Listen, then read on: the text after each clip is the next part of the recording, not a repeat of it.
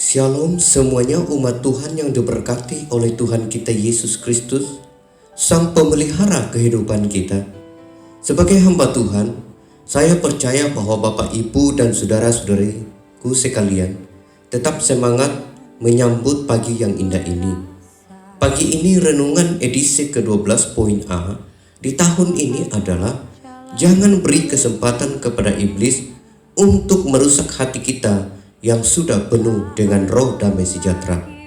Bacaan kita terdapat di dalam kitab Efesus pasal 4 ayat 26 dikatakan, apabila kamu menjadi marah, janganlah kamu berbuat dosa, janganlah matahari terbenam sebelum padam amarahmu.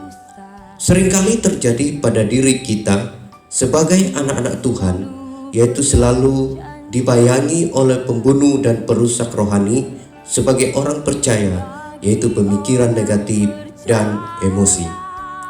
Setiap kali kita berinteraksi dengan orang lain, tidak bisa dipungkiri bahwa ada kemungkinan kita mengalami gesekan dan kesalahpahaman.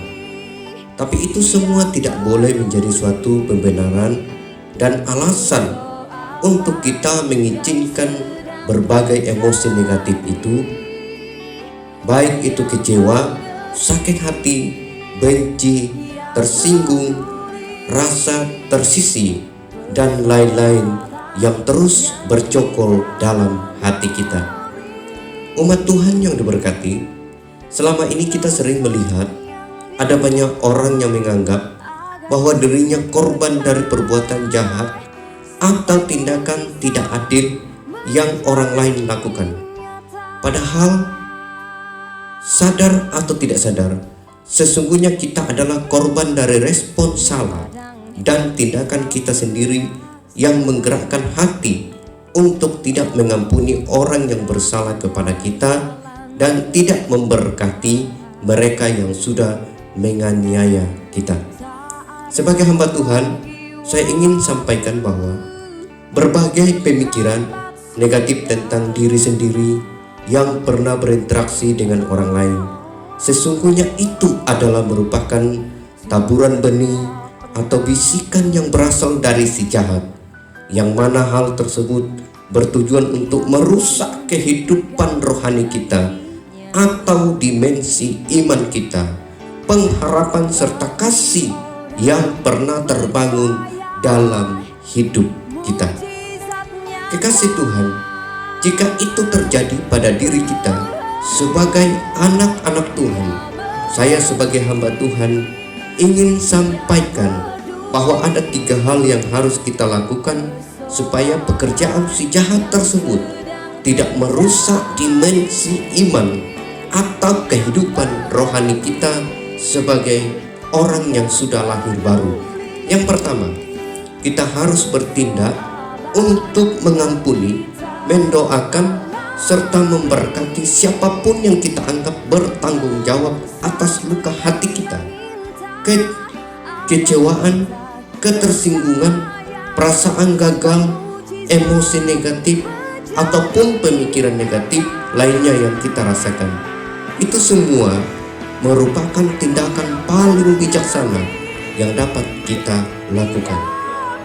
Yang kedua, kita harus mampu menunjukkan bahwa iman kedewasaan rohani kita terus kita pupuk supaya tidak dirampas oleh si jahat tersebut.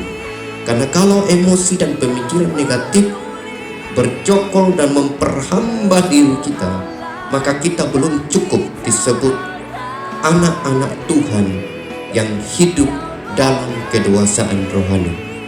Yang ketiga, sebagai anak Tuhan yang sudah lahir baru, kita harus mampu mengikis jika setiap kali emosi dan pemikiran negatif menghampiri hidup kita, supaya damai dan sejahtera yang dari Tuhan kita Yesus Kristus itu terus memelihara atau terpelihara menjadi milik kita.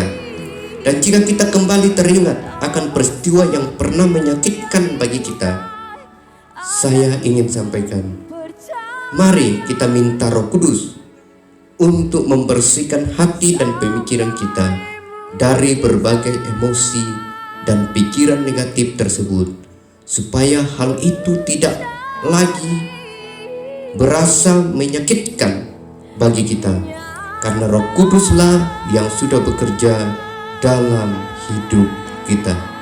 Shalom, selamat pagi. Tuhan Yesus memberkati kita semua. Salam sehat dan salam sukses untuk kita semua. Mari kita tunduk kepala dan kita berdoa. Ya Tuhan, Allah Bapa kami di dalam kerajaan surga, pagi ini Tuhan kami mengucap syukur kepadamu atas pemeliharaan dan pertolongan-Mu lah, hingga pagi ini kami boleh dapat bangun dengan tubuh yang sehat, untuk melihat matahari bersinar, menghirup udara yang segar yang Tuhan berikan bagi kami. Terima kasih Bapa. Hari ini Tuhan, kami mempersiapkan diri kami untuk melakukan setiap tugas dan tanggung jawab yang Tuhan percayakan bagi kami, baik itu secara pribadi, secara keluarga, maupun secara kelompok komunitas. Kami mohon kepada Tuhan, berkati kami, tuntun kami, berikan kami hikmat untuk dapat melakukannya, sehingga kami boleh dapat melakukan dengan penuh tanggung jawab untuk mendatangkan berkat bagi kami dalam menjalani hari-hari yang penuh dengan goncangan, bahkan penuh dengan ketidakpastian di dunia yang kami cintai ini. Terima kasih Bapa, berkati setiap orang-orang yang mendengarkan program ini, sehingga mereka dapat diberkati, mereka dapat dikuatkan dalam menjalani kehidupan ini.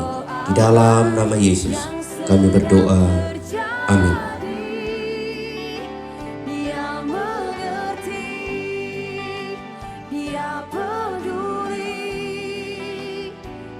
Persoalan yang